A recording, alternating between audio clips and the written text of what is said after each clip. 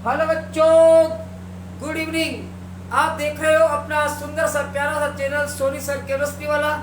और उसमें हमारा चल रहा था लेसन एल्कोहल, फिनोल और ईथर, जिसमें हमने एल्कोहल बनाने की विधियां, फिनोल बनाने की विधियां, एल्कोहल और फिनोल के रासायनिक गुणों की बातें कर रहे थे। जिसमें पहली रिएक्शन हम धातुओं के साथ रिएक्शन पढ़ रहे थे। चलो आज हम स्टार्ट करते हैं एल्कोहल, फिनोल और जल की अम्लता की तुलना, इनके एसिडिक नेचर की तुलना करते हैं अपन। तो सबसे पहले अगर बात करें कि अगर इनकी तुलना करोगे तो सबसे प्रबल अम्ल जो होगा वो होगा फिनोल। तो यानी इनके क्रम की बात करें तो फिनोल जो होता है, फिनोल प्रबल एसिड है, इससे कमजोर है जल, और जल से भी कमजोर है एल्कोहल। अगर अपन इनके एसिडिक नेचर की तुलना करेंगे तो फिनोल जो होगा सबसे प्रबल एसिड, इसके बाद जल और सबसे कम है एल्कोहल। तो सबसे पहले अपन एक बात करते हैं। जैसे नंबर 1 पर डालते हैं, जैसे ये एल्कोक्साइड आयन है, इस जल में इसको डालेंगे तो ये जल में प्रोटॉन देगा और ये प्रोटॉन ग्रहण करेगा। इस प्रकार से हमारे पास प्राप्त होगा ROH प्लस OH माइनस। ये बात स्पष्ट करती है कि जो जल होता है वो एल्कोक्साइड आयन से प्रबल एसिड है या एल्कोहल से प्रबल एसिड है। सेकंड देखते हैं अपन, एल्कोहल की बात करेंगे, एल्कोहल का फिनोल की बात करते हैं। फिनोल में ये जो फिनोल है इसको जल में घोलने पर जल में ये H प्लस देगा, ये H प्लस देगा और बनाएगा फिनोक्साइड आयन। इसको बोलते हैं फिनोक्साइड आयन। और ये फिनोक्साइड आयन जो होता है वो अनुनाद द्वारा स्थायित्व प्राप्त कर लेते हैं, अनुनाद द्वारा स्थायी हो जाता है।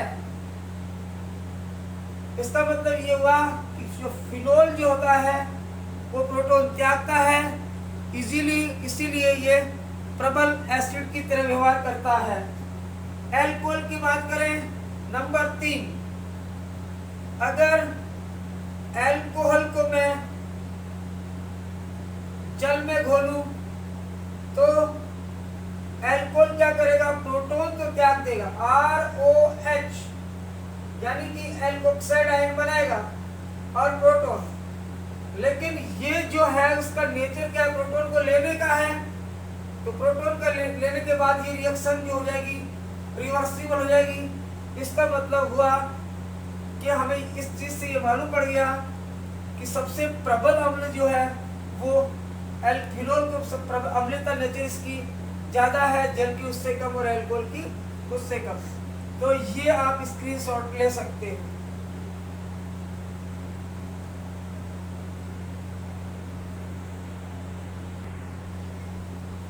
फिनोल के अम्लीय नेचर को, अम्लीय प्रकृति को हम कह सकते हैं।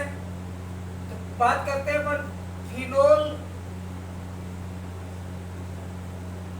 की अम्लता।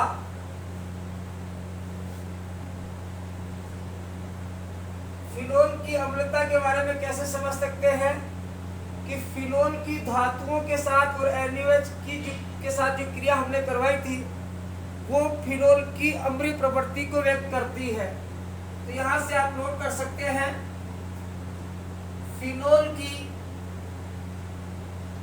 धातुओं के साथ, धातु व NaOH के साथ क्रिया फिनोल की अम्लीय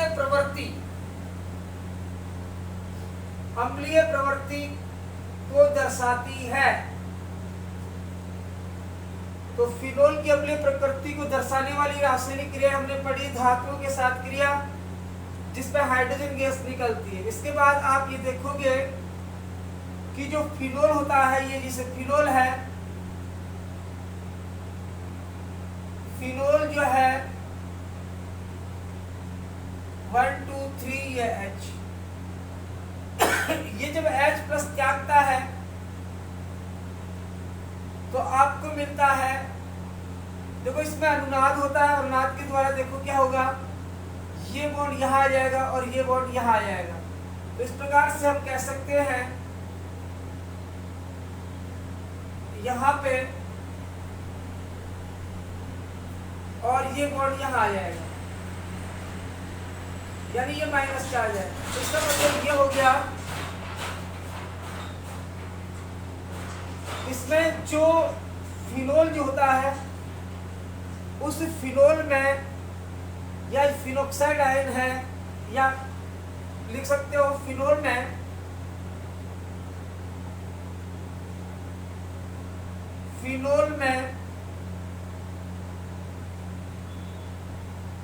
ऑक्सीजन परमाणु sp2 संकृत कार्बन से जुड़ा होता है।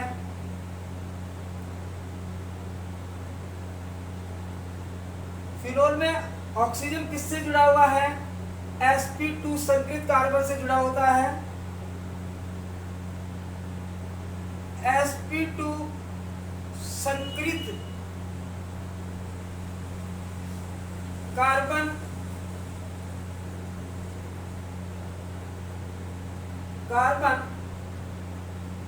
इलेक्ट्रॉन आकर्षी समूह होने के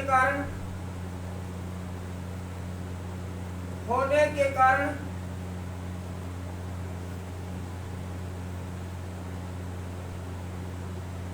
ऑक्सीजन परमाणु पर धनावेश आ जाता है।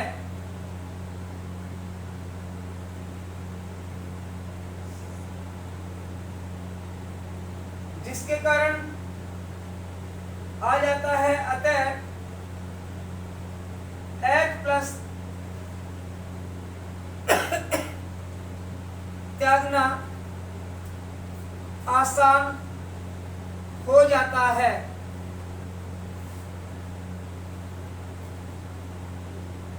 ये बात आप, और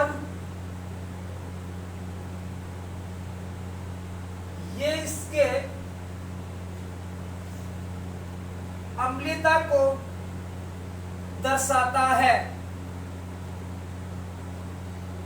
बिल्कुल क्लियर हो जाना चाहिए कि फिनोल में ऑक्सीजन किससे जुड़ा हुआ है, sp2 संकृत कार्बन से, और sp2 संकृत कार्बन की विद्युत ऋणात्मकता अधिक होने के कारण ये इलेक्ट्रॉन इस कार्बन की ओर आकर्षित हो जाएंगे, जिसके कारण ऑक्सीजन और कार्बन, इसका मतलब यह हुआ कि यहाँ पे जो sp2 संकृत कार्बन है उसकी विद्युत ऋणात्मकता ज्यादा होने के कारण इलेक्ट्रॉनों को खींचेगा और धनावेश आ जाएगा। धनावेश क्या आएगा, धनावेश आएगा तो इलेक्ट्रॉन को त्यागना आसान हो जाता है। तो इसका मतलब हुआ कि इसकी अम्लता प्रवृत्ति को व्यक्त करता है। तो this point to be noted, आप नोट कर सकते हैं इसको।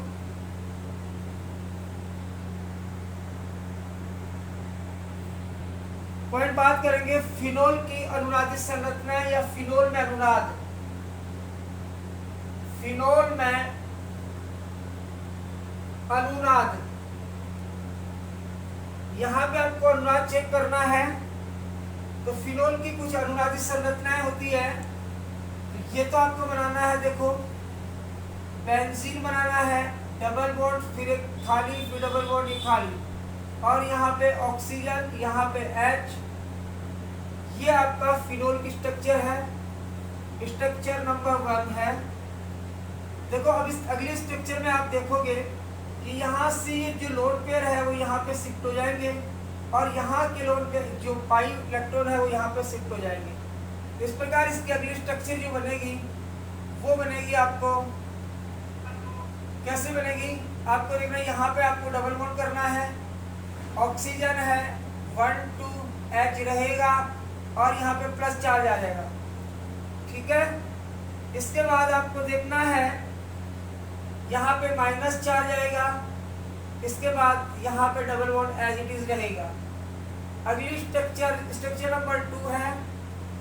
अगली अनुनादी स्ट्रक्चर देखो, यहाँ से ये पाई इलेक्ट्रॉन यहाँ पे शिफ्ट हो जाएंगे और यहाँ से ये लॉन पेयर यहाँ पे शिफ्ट होकर पाई इलेक्ट्रॉन यहाँ आ गई। तो अगली स्ट्रक्चर में देखो आपको ये तो एज इट इज रखना है और ये आ गया आपका प्लस। अब इसके बाद देखना ये वाले इलेक्ट्रॉन तो यहाँ पे शिफ्ट हो गए, इसका मतलब हुआ यहाँ पे डबल बॉन्ड और यहाँ से इलेक्ट्रॉन यहाँ गए तो यहाँ माइनस चार्ज और एज इट इज रहेगा। अगली जो स्ट्रक्चर बनेगी इसकी, ये इलेक्ट्रॉन यहाँ पे शिफ्ट हो जाएंगे और इसके इलेक्ट्रॉन यहाँ पे। तो अगली स्ट्रक्चर जो बनेगी वो बनेगी आपकी डबल बॉन्ड O12 एच है यहाँ पे प्लस चार्ज। तो यहाँ पे डबल बॉन्ड रहेगा, यहाँ पे डबल बॉन्ड रहेगा और यहाँ माइनस चार्ज आएगा, ठीक है, माइनस चार्ज। अगली स्ट्रक्चर में आप देखोगे कि ये माइनस चार्ज क्या होगा, यहाँ पे शिफ्ट होगा और ये इलेक्ट्रॉन यहाँ पे शिफ्ट हो जाएंगे। इसका मतलब अगली स्ट्रक्चर हमारे पास देखो, structure number 2, structure number 3, structure number 4 और स्ट्रक्चर 5 देखो कैसे बनेगी। 5वीं स्ट्रक्चर ये बनेगी वो बनेगी आपकी OH 1 2 3 4, यहाँ पे डबल बॉन्ड, यहाँ पे डबल बॉन्ड और यहाँ पे डबल बॉन्ड। तो इस प्रकार से ये 5 अनुनादी संरचनाएं फिनोल दिखाता है और इस अनुनादी संरचना का मतलब हो गया डबल बॉन्ड यहाँ पे क्या करता है, केवल अगली जगह शिफ्ट होता रहता है। देखो लेफ्ट साइड पे यहाँ पे डबल बॉन्ड कितने थे, 2 थे, राइट में कितने, राइट में 2 थे, लेफ्ट में 1 और लास्ट स्ट्रक्चर में देखो यहाँ पे राइट में 1 है और लेफ्ट में 2। इसका मतलब डबल बॉन्ड ने घूमा, डबल बॉन्ड यहाँ से क्या हुआ, विस्तारीकृत हो गया।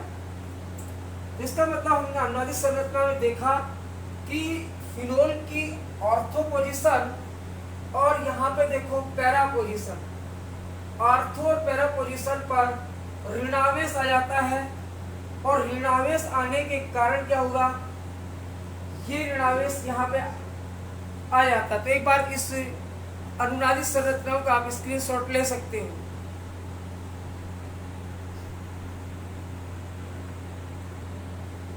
तो यहाँ पे आपको ये देखना है कि फिनोल की अनुनादी संरचनाओं से एक बात स्पष्ट हो गई है कि ऑक्सीजन धनावेशित हो गई है और धनावेशित होने का मतलब ये इलेक्ट्रॉन त्यागने की प्रवृत्ति रखता है। तो इस बात को हम इस लिख सकते हैं, फिनोल की अनुनादी संरचनाओं से स्पष्ट है कि ऑक्सीजन धनावेशित हो जाती है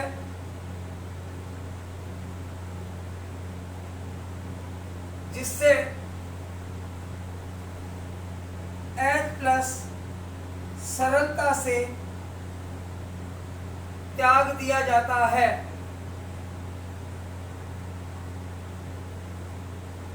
जो फिनोल की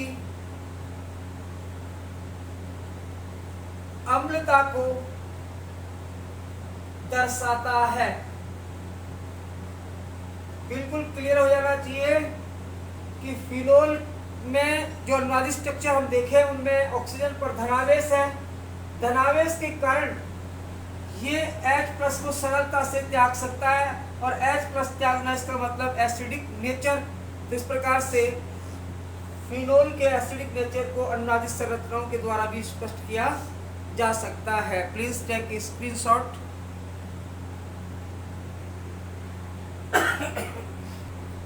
नेक्स्ट अपन बात करेंगे फिनोल की जो अम्लीय प्रवृत्ति है या अम्लीय सामर्थ्य है उस पर प्रतिस्थापियों का क्या प्रभाव पड़ता है। तो हेडिंग लगाएंगे फिनोल के अम्लीय सामर्थ्य सामर्थ्य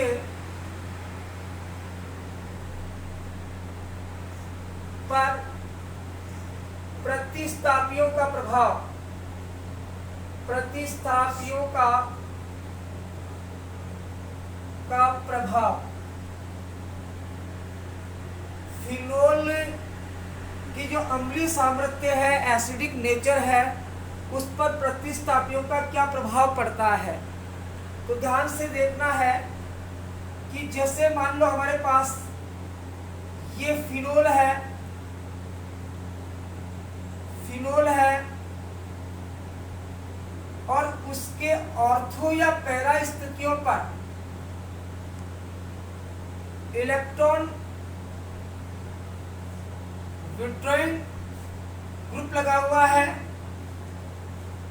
और ये फिनोल जो है उसकी पैरा पोजीशन पर या ऑर्थो पोजीशन पर इलेक्ट्रॉन डोनेटिंग ग्रुप लगा हुआ है। दो प्रकार के, ईडीजी का मतलब इलेक्ट्रॉन डोनेटिंग ग्रुप, यानी इलेक्ट्रॉन दाता ग्रुप लगे हुए हैं, और यहाँ पे इलेक्ट्रॉन आकर्षी ग्रुप लगे हुए हैं। इसका मतलब हो गया इलेक्ट्रॉन आकर्षी समूह, और इसका मतलब हो गया इलेक्ट्रॉन दाता समूह। तो ध्यान से देखना, इलेक्ट्रॉन आकर्षी समूह का मतलब हुआ इलेक्ट्रॉन खींचने वाले ग्रुप। अगर इलेक्ट्रॉन खींचने वाले ग्रुप क्या करेंगे, ऑक्सीजन पर इलेक्ट्रॉन की डेंसिटी को घटा देंगे और उसकी अम्लीय प्रवृत्ति को बढ़ा देंगे। और यहाँ पे क्या होगा, इलेक्ट्रॉन दाता समूह ऑक्सीजन पर इलेक्ट्रॉन की डेंसिटी को क्या करेंगे, बढ़ाएंगे, जिससे क्या हो जाएगा, इसका एसिडिक नेचर कम हो जाएगा। तो इसका मतलब हुआ कि इलेक्ट्रॉन आकर्षक समूह, नोट करना यहां से, जब इलेक्ट्रॉन आकर्षी समूह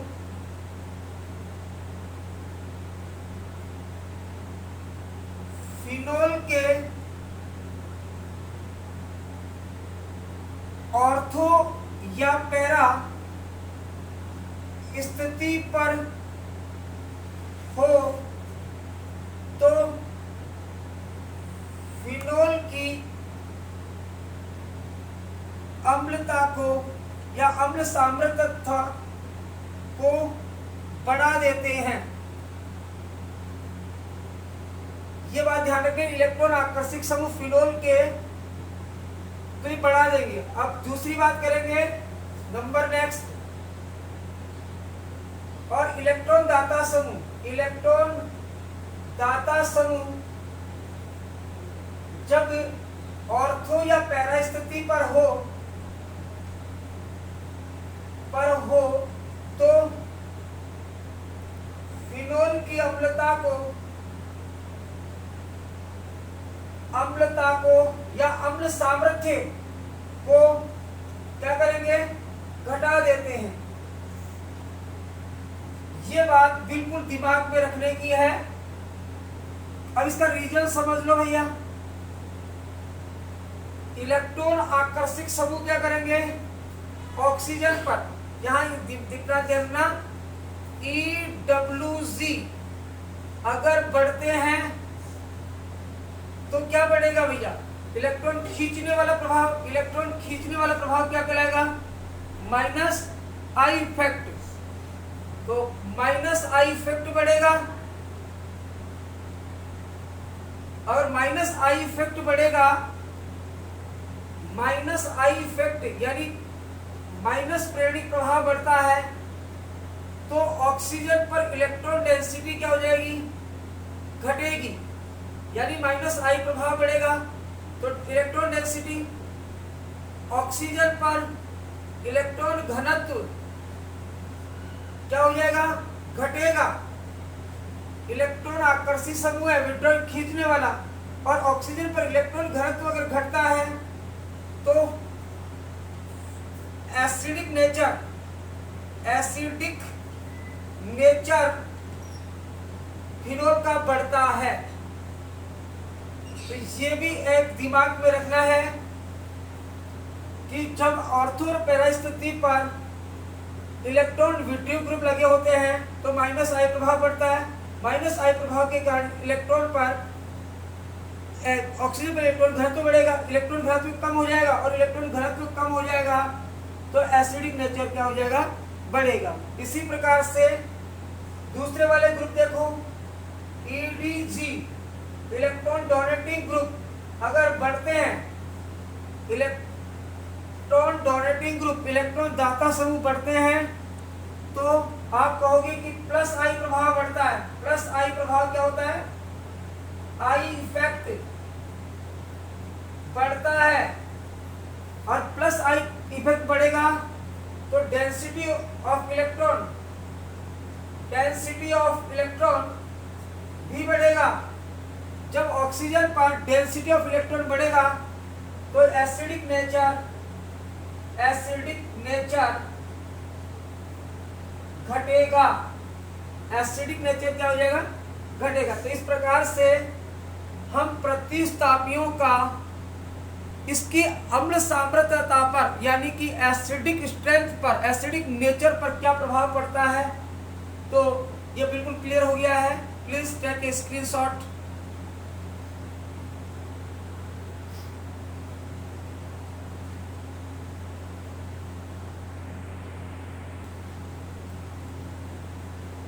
देखो सबसे पहले अपन बात करेंगे कि जो अम्ल सांद्रता होती है फिनोल की, जो अम्ल सांद्रता होती है फिनोल की, वो समानुपाती होती है माइनस आई ग्रुप की। माइनस आई ग्रुप का मतलब हो गया electron withdrawing group, electron withdrawing group, और व्युत्क्रमानुपाती होती है इलेक्ट्रॉन डोनेटिंग ग्रुप की। अगर इलेक्ट्रॉन विड्रॉइंग ग्रुप का मतलब इलेक्ट्रॉन आकर्षित करने वाले समूह बढ़ेंगे तो अम्ल सांद्रता क्या हो जाएगी, बढ़ेगी। लेकिन इलेक्ट्रॉन डोनेटिंग ग्रुप बढ़ेगा तो इसका मतलब अम्ल सांद्रता घट जाएगी। या कह सकते हैं कि अम्ल सांद्रता जो इलेक्ट्रॉन विड्रॉइंग का मतलब हो गया माइनस आई ग्रुप के समानुपाती होता है और प्लस आई ग्रुप के व्युत्क्रमानुपाती होता है। ये दोनों फॉर्मूले आपको याद रखने हैं। तो आपको यहाँ पे देखना है कि ये ग्रुप होते हैं माइनस आई ग्रुप। माइनस आई ग्रुप का मतलब हो गया इलेक्ट्रॉन विड्रॉइंग ग्रुप, ये होते हैं इलेक्ट्रॉन विड्रॉइंग ग्रुप, और ये वाले होते हैं electron donating group, electron donating group. ये आपको याद रखना है। तो यहाँ पे आपको देख लेना है कि अगर माइनस आई ग्रुप लग रहा है ऑर्थोपेरा पे तो अम्ल सांद्रता बढ़ाएगा, और प्लस आई लग रहा है तो घटाएगा। तो कहने का मतलब अम्ल सांद्रता को इस प्रकार से अपन लिख सकते हैं। एक और तरीका होता है, यहाँ पे ध्यान देने का है कि अपन जानते हैं K का मतलब होता है वियोजन स्थिरांक, अम्ल वियोजन। A का मतलब एसिडिक, अम्ल वियोजन स्थिरांक, और अम्ल सांद्रता होती है अम्ल वियोजन स्थिरांक के समानुपाती, और ये भी समानुपाती होता है Ka की। अगर Ka की वैल्यू बढ़ेगी, अगर Ka की वैल्यू बढ़ेगी तो अम्ल सांद्रता भी क्या होगी, बढ़ेगी। तो इस बात को आपको ध्यान रखना है कि अम्ल सांद्रता बढ़ती है, Ka की वैल्यू का मतलब हो गया अम्ल वियोजन स्थिरांक अगर बढ़ता है तो अम्ल सांद्रता बढ़ती है।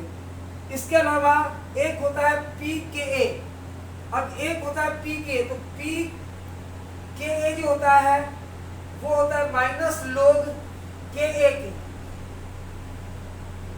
अगर यहाँ पे आपको चेक करना है तो अगर pKa की अगर वैल्यू बढ़ती है, pK की वैल्यू बढ़ती है, यानी कहने का मतलब हो गया pK की वैल्यू बढ़ेगी तो अम्ल सांद्रता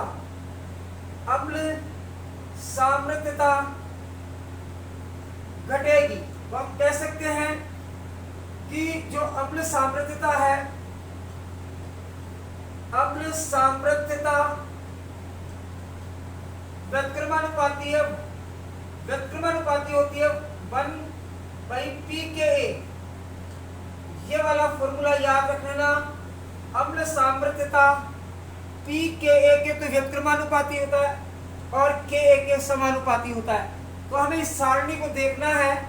इस सारणी में आपको कुछ फिनोल दे रखे हैं, ऑर्थोनाइट्रोफिनोल, मेटानाइट्रो और पैरानाइट्रो। तो इनके मान आपको देखने हैं, जिसमें लिखा है कि pKa के मान दे रखे हैं, जिसमें pKa के मान सबसे ज्यादा उसकी अम्ल सांद्रता सबसे कम होगी।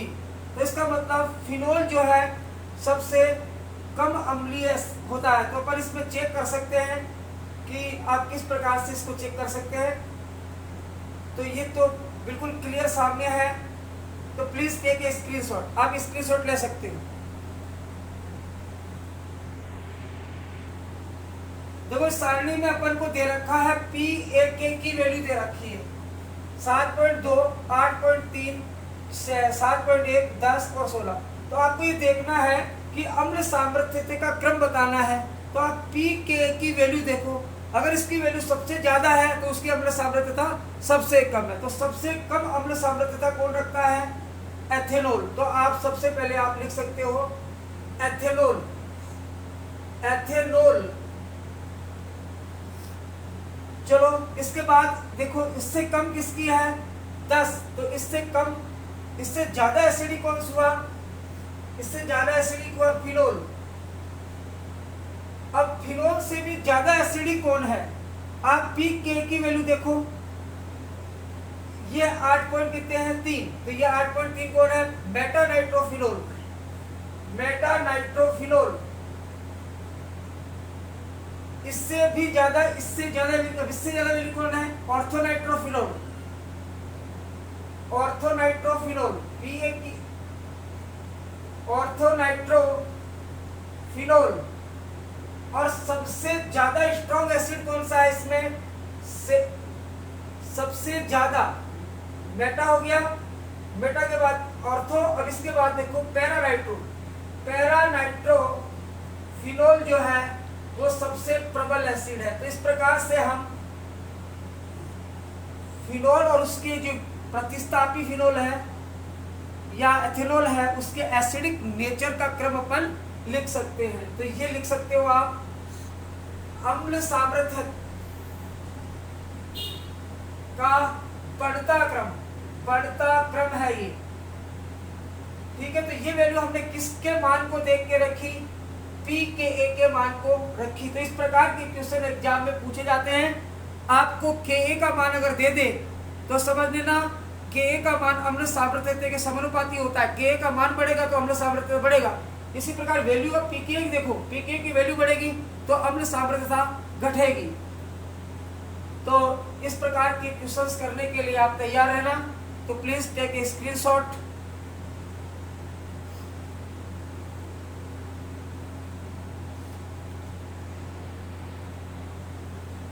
देखो सबसे पहले हमारे पास कुछ क्वेश्चन है एनसीईआरटी से। तो इस क्वेश्चन को ध्यान से पढ़ो। आप कैसे चेक करोगे फिनोल और उस प्रतिस्थापित फिनोल की अम्लता सांद्रता को? तो कैसे चेक करोगे? देखो आपको दिया है निम्नलिखित यौगिकों का अम्लता के घटते क्रम में व्यवस्थित अपन को करना है। कैसे व्यवस्थित करोगे? सबसे पहले आप देखो, सबसे पहले आपको देखो कि -I ग्रुप जिसमें लगा होता है वो सबसे ज्यादा क्या करेगा? इलेक्ट्रॉनों को आकर्षित करेगा। और इलेक्ट्रॉनों को आकर्षित करेगा तो अम्लता बढ़ेगी। तो देखो इसमें सबसे पहले 2,4,6 ट्राइनाइट्रोफिनोल, ये जो है उसमें कितने ग्रुप लगे हुए हैं? 3। तो यहाँ पे देखो सबसे पहले इस कंपाउंड को उठाओ। 2 ना, ये तो फिनोल है और इसके NO2, यहाँ पर NO2 और यहाँ पे NO2। ये है आपका थर्ड नंबर। सबसे ज्यादा एसिडिक नेचर होगा। क्यों होगा? क्योंकि इसमें -I ग्रुप लगे हुए हैं। 3 -I ग्रुप लगे हुए हैं। तो सबसे ज्यादा एसिडिक नेचर ये रखेगा। इसके बाद नेक्स्ट आते हैं इससे कम वाला चेक करो। 2 नाइट्रोस ग्रुप लगे होते हैं फिनोल पर, 3,5 डाइनाइट्रोफिनोल। तो यहाँ पे आप लिख सकते हो यहाँ पे आप लिख सकते हो 3 ये हुआ NO2 और एक और हुआ 5 1 2 3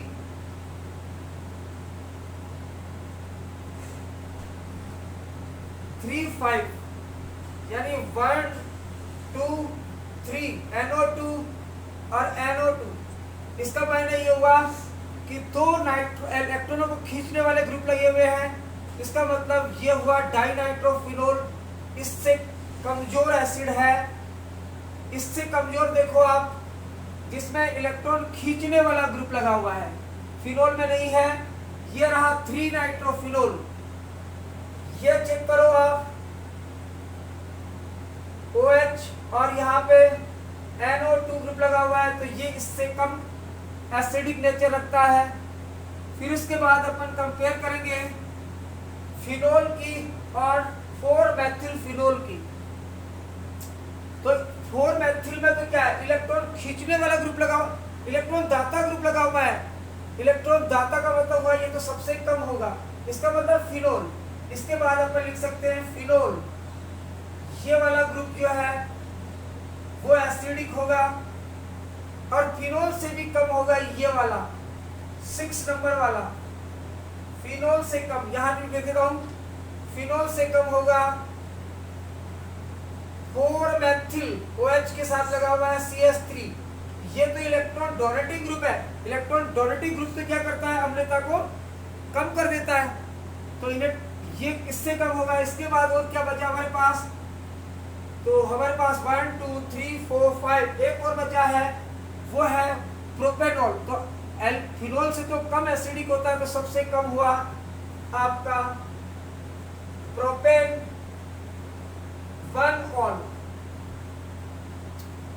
प्रोपेन 1 ऑल। तो आप क्रम भी जमा सकते हो, ये क्रम नंबर 3, इसके बाद नंबर 4,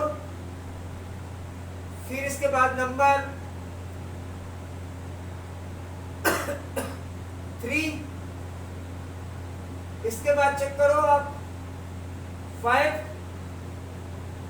इसके बाद 4 मेथिल ये वाला 6, और इसके बाद आप चेक करो नंबर 1। तो ये इसका एसिडिक नेचर का घटता हुआ क्रम चेक कर सकते हैं। आपको देखना है कि फिनोल पर ऑर्थो और पैरा स्थितियों पर मान लो, या फिर -I ग्रुप लगे हुए हैं तो वो अम्लता बढ़ाएंगे, और +I ग्रुप लगे हुए हैं तो वो अम्लता को घटा देंगे। तो ये थी फिनोल की और उसके प्रतिस्थापी फिनोल की एसिडिक नेचर के बारे में। ठीक है, तो please take a screenshot.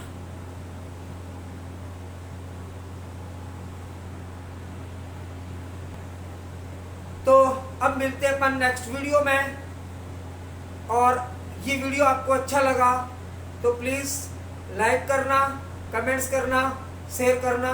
Thank you very much.